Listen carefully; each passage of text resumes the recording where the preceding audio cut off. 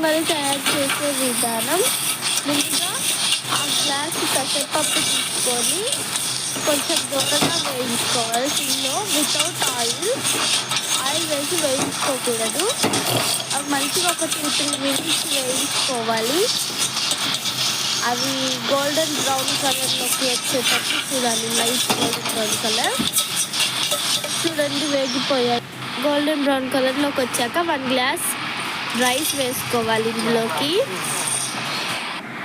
తర్వాత వాటర్ పెట్టుకొని నానబెట్టుకోవాలి ఒక అరగంట. అది సోక్ చేసిన తర్వాత 5 గ్లాసెస్ ఆఫ్ వాటర్ అందులోకి కలపాలి. ఈ జ్యువెలరీ చూడండి, మీకు నచ్చిందో లేదో కామెంట్ సెక్షన్లో పెట్టండి.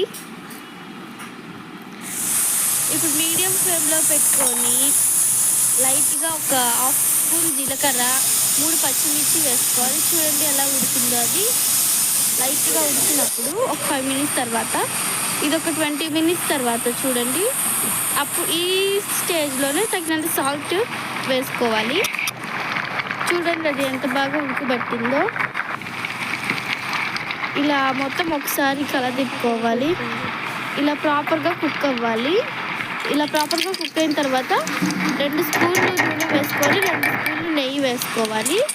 ఇందులో పోపు దినుసులు అవన్నీ వేసుకొని కలుపుకోవాలి. చూడండి దీంట్లో కాంబినేషన్